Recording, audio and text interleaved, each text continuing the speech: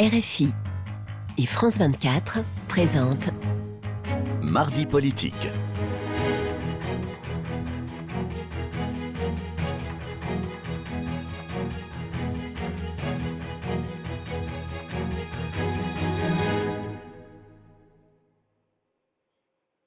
C'est l'heure de Mardi politique sur France 24 et RFI. Bonsoir Frédéric Rivière. Bonsoir Rosine, bonsoir à tous. Et ensemble, nous recevons Sébastien Chenu. Bonsoir à vous. Bonsoir.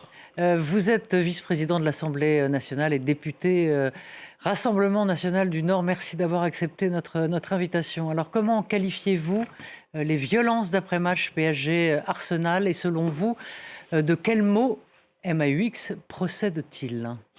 Moi, je dirais que c'est un peu l'extension du domaine de l'émeute. C'est-à-dire qu'aujourd'hui, on ne peut pas s'habituer à ces phénomènes qui sont évidemment scandaleux, mais on voit bien qu'il y a une étendue permanente de ce domaine de l'émeute, étendue dans le temps. C'est-à-dire que ça arrive pour un match de foot, mais ça peut arriver pour la fête de la musique le 21 juin dernier, voire le 21 juin prochain. Et puis ça arrive non plus simplement à Paris, mais ça arrive dans toutes les villes de France, puisque dans beaucoup de villes de province également, on a vu ces émeutes et un certain nombre de centres-villes et de magasins pillés, abîmés. Ces situations sont assez uniques, il faut bien le dire, en Europe. La France est assez unique en la matière. Vous avez pu voir que pour un match en Grande-Bretagne, où il y avait beaucoup plus de gens encore dans les rues, il n'y a pas eu de problème. Et donc, par conséquent, il y a dans cette situation si particulière que nous connaissons en France aussi une responsabilité de l'État qui n'est pas bien assumée. Est-ce que vous parliez de l'Angleterre ? L'Angleterre a connu le phénomène qui était le hooliganisme, qui a sans doute peut-être rien à voir, puisque c'était des supporters d'équipes contre d'autres équipes. Mais enfin, ils ont réussi à en venir à bout tout de même. Oui. Aujourd'hui, vous pensez qu'il n'y a aucun lien qui peut être fait avec, Vous avez raison, le hooliganisme, c'est un peu différent. Ce sont des supporters qui se battent entre eux. Oui. C'est tout à fait condamnable. Il faut évidemment empêcher cela. Mais là, on a des voyous qui viennent dans les centres-villes, qui n'habitent pas ces centres-villes d'ailleurs bien souvent, et qui viennent pour casser, pour piller, pour détruire. Donc la réponse, elle doit être ferme, parce que, quand je disais, c'est l'extension du domaine de l'émeute.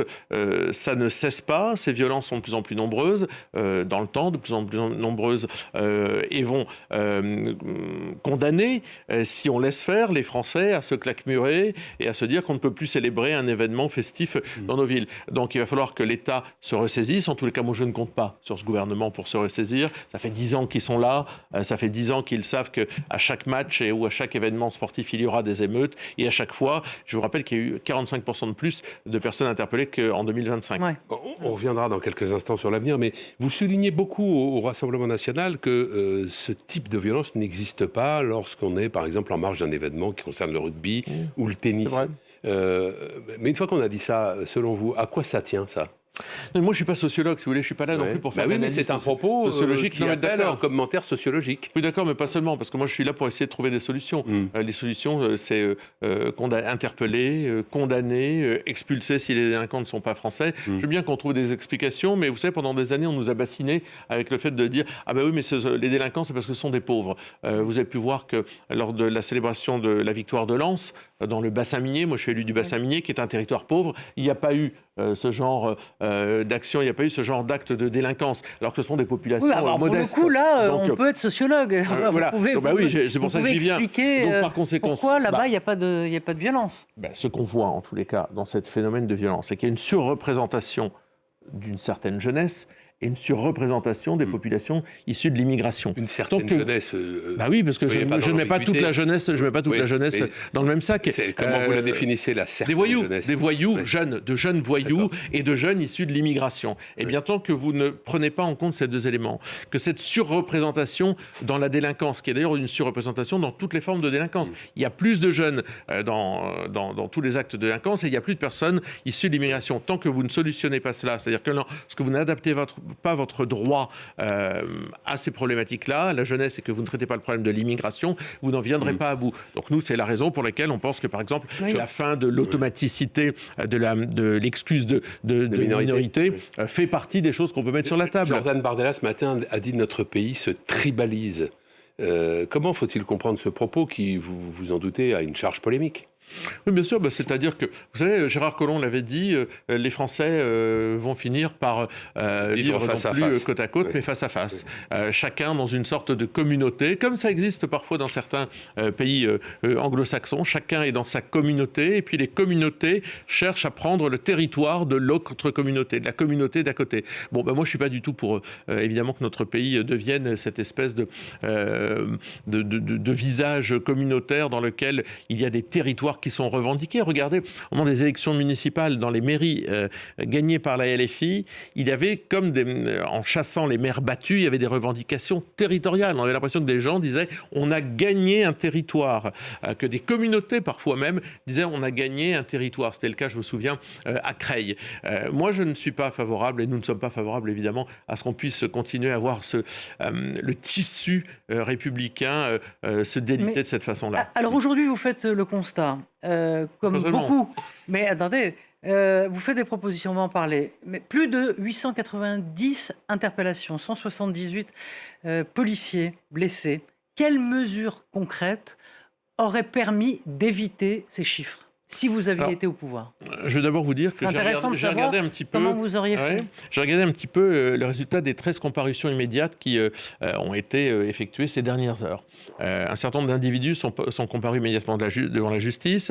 Le procureur a requis pour beaucoup d'entre eux de la prison ferme, pour beaucoup d'entre eux des interdictions d'être sur le territoire français. Eh bien, que se passe-t-il?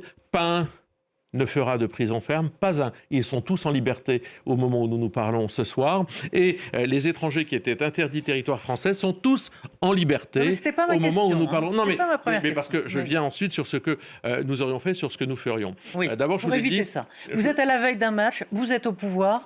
Qu'est-ce que vous faites? Alors, non, mais alors attention, oui, non, mais c'est un peu facile. C'est pas juste, c'est pas quand on est devant le précipice qu'il faut se poser la question. Nous, on pense qu'il faut restaurer les autorités dans l'État. Restaurer les autorités, ça se fait pas en 3 mois, ça se fait pas en 6 mois. Ça fait 10 ans que ce gouvernement, enfin que ces gens qui nous gouvernent sont au pouvoir. Ça veut dire restaurer les autorités. C'est par exemple à l'école. Nous, on est favorable, par exemple, au port de l'uniforme. C'est par exemple responsabiliser les familles. Dire attention, votre gamin se balade, il est interpellé un soir dans un phénomène de bande comme celui-ci. Eh bien, les allocations familiales vous seront supprimées. Et bien éventuellement, mais ça, c'est un travail sur une génération pour que ça produise des résultats, non ? Ça, non. Je pense que c'est quand même assez rapide à expliquer, le message à faire passer, dire si vous ne vous occupez pas de vos gamins, vous aurez vos allocations familiales supprimées. Je pense qu'il n'y a pas besoin de 6 mois pour que les gens comprennent que s'ils laissent leurs gamins en liberté à tout casser un samedi soir dans Paris, ils risquent de perdre leurs allocations familiales. Je pense que ça, c'est assez compréhensible. Il y a besoin d'une génération pour le comprendre, voyez-vous. Donc ça, après, bien sûr, il y a tout un travail sur la peine. Les peines, elles doivent être immédiates, elles doivent être adaptées, elles doivent être dans des centres éducatifs fermés en ce qui concerne les mineurs, mais elles doivent tomber immédiatement. Vous savez qu'il y a toujours un espace-temps entre l'audience de culpabilité et puis ensuite l'audience qui prononce la peine, l'audience de peine. Eh bien, nous pensons qu'il faut aller beaucoup plus vite. Il faut que ces deux audiences puissent se succéder rapidement dans le temps pour que la peine tombe tout de suite. Donc, vous voyez, il y a des choses qu'on peut faire. En 10 ans, sincèrement, ce gouvernement avait le temps de s'attaquer à tout ça. Ils ne l'ont pas fait. Enfin, c'est à se demander pourquoi. Et puis évidemment, puisque nous considérons, là je vous ai parlé d'un certain nombre de problèmes qui touchaient la jeunesse, nous considérons qu'il faut arrêter l'immigration. Nous considérons que nous n'avons plus les capacités dans notre pays d'intégrer, d'assimiler. Notre pays a intégré, a assimilé durant son histoire beaucoup de gens. Aujourd'hui, nous n'en avons plus mais là, vous êtes les en moyens. train de dire que ces mineurs qui ont effectivement fait ces violences, ils sont français. Oui, je vous ai parlé des jeunes, je vous ai parlé des étrangers. Je ne vous parle pas. Oui, je vous dis pas tout le monde est étranger. Je vous dis quand il y a des jeunes, il faut. Les jeunes qui viennent de banlieue, ils sont nés en France pour la plupart. Eh bien, ils seront punis comme tels. Non, mais là, je vous ai parlé, par exemple, je vous ai regardé les 13 comparutions immédiates. Il y avait dedans 3 étrangers. Oui, il y a un Belge, je crois. Il y avait 3 étrangers. Alors, je ne sais pas, j'ai les prénoms sous les yeux, mais il y avait 3 étrangers. Ben, ces gens-là doivent être On vous dit expulsés. on a les prénoms, c'est évidemment... Non, les nationalités également. Ah oui. J'ai les prénoms de tous, non, vous dites français ou étrangers. Non, j'ai les nationalités. Eh bien, les gens qui sont étrangers doivent être expulsés. Les gens qui sont français doivent avoir des peines qui doivent tomber prononcer immédiatement des peines fermes, adaptées. On Mais il y a doit plus de place dans les responsabiliser, prisons. on doit responsabiliser les parents. Oui, effectivement, dans le programme de Marine Le Pen, il y avait déjà la construction de 80 000 places nécessaires. Emmanuel Macron avait dit qu'il en construirait 50 000. On en aura construit 12 000, je crois, à la fin de son mandat. Donc effectivement, ce mandat est une catastrophe pour la sécurité des Français. Sébastien Chenu, un mot sur les allocations familiales, parce que ça fait longtemps que vous en parlez. Vous n'êtes pas les seuls, d'ailleurs, à droite aussi. Par moments, on a brandi cette hypothèse comme une espèce de recette magique. Mais est-ce qu'il n'y a pas quelque chose d'assez injuste, au fond, dans cette mesure? Parce que si on imagine dans une famille dans laquelle il y a plusieurs enfants, plusieurs enfants, il y en a un qui tombe dans la délinquance, qui mérite d'être sanctionné, vous supprimez les allocations familiales à la famille, tout le monde en pâtit, y compris les éventuels frères et sœurs qui sont des jeunes gens bien comme il faut. Oui, mais vous savez, c'est un peu comme si... C'est comme quand nous... Ah oui, mais c'est factuel, là, le scénario que j'évoque... Oui, d'accord, mais c'est comme quand on dit, effectivement, quand vous baissez la TVA, ça va profiter aussi aux types qui roulent en Mercedes.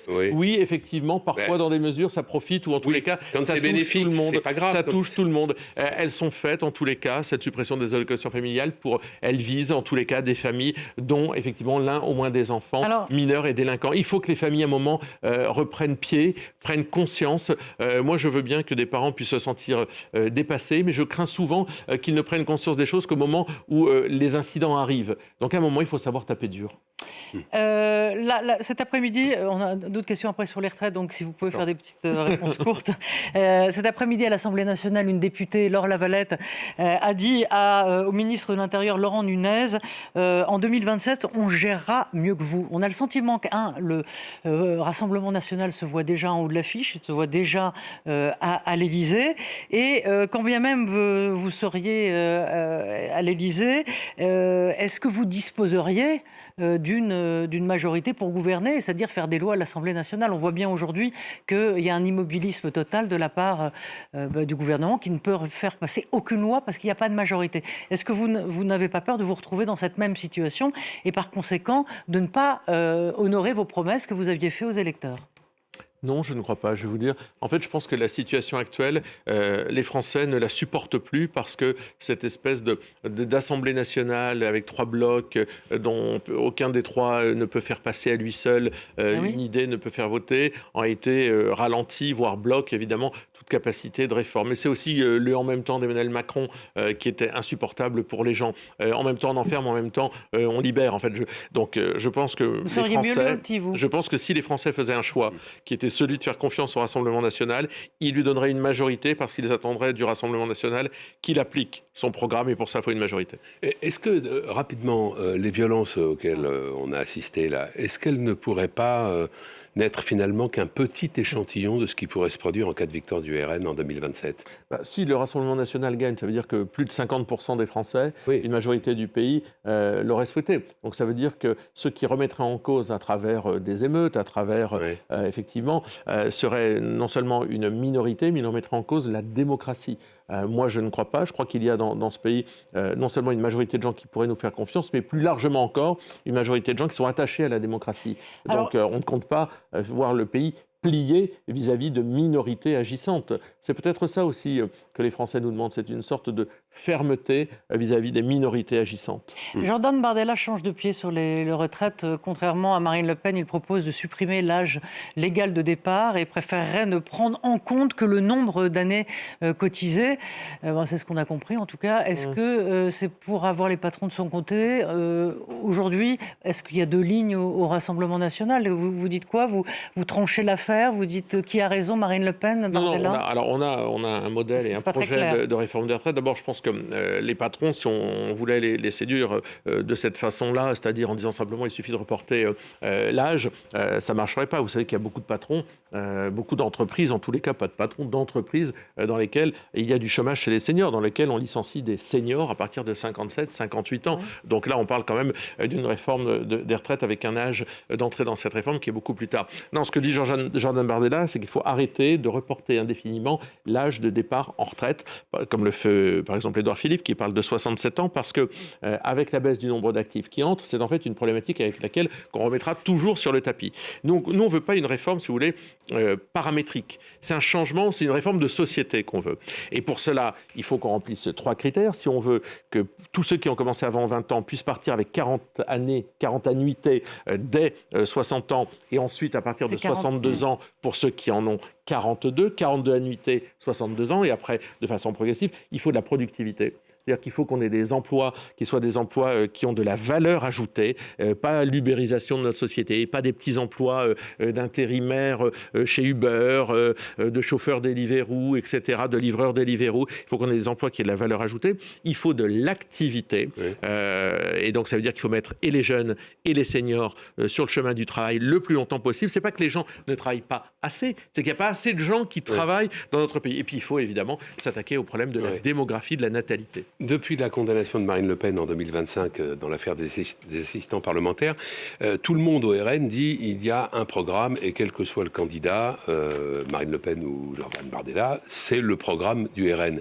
Est-ce que Jordan Bardella n'est pas en train de commencer à faire la démonstration du contraire?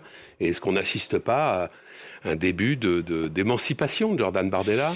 Alors, je ne crois pas du tout parce que en 2022, il y a eu des présidentielles, puis il y a eu des européennes, puis il y a eu des législatives, et à chaque fois, nous avons tous défendu collectivement, Marine, Jordan, l'ensemble des candidats du Rassemblement national, le même programme qui est celui, effectivement, que je vous ai annoncé, d'une retraite, d'un âge de départ en retraite à 62 ans, avec après 42 annuités. Donc ça, c'est le programme qui a toujours été défendu et auquel, je crois pouvoir le dire, nous sommes tous très attachés. Maintenant, un candidat à l'élection présidentielle, c'est pour le reste des sujets. Je ne parle pas de ce sujet-là sur lequel nous sommes tous attachés. Et Jordan l'a répété puisqu'il l'a défendu lui-même. Un candidat à l'élection présidentielle, et Marine Le Pen l'a démontré elle-même, elle sait sortir, elle a su sortir du programme du parti. Parce qu'un candidat, ça peut avoir une sensibilité. Un candidat, ça peut avoir des sujets sur lesquels il a envie de marquer son empreinte différemment. Et encore une fois, je ne parle pas de ce sujet qui est un peu, c'est vrai pour nous, un pilier fondamental de l'offre politique qu'on donne aux Français, qu'on présente aux Français. Oui. Merci beaucoup Sébastien Chenu. Merci, oui. Merci. 30 secondes, c'est trop tôt pour s'arrêter, mais trop court pour une question. Donc, oui. Donc merci à Flore Simon et à Camille Néran et à Sacha Bamba. Et merci aussi à toute l'équipe technique. À très vite, à mardi prochain. À la semaine prochaine. Merci, bonne soirée. Merci, au revoir.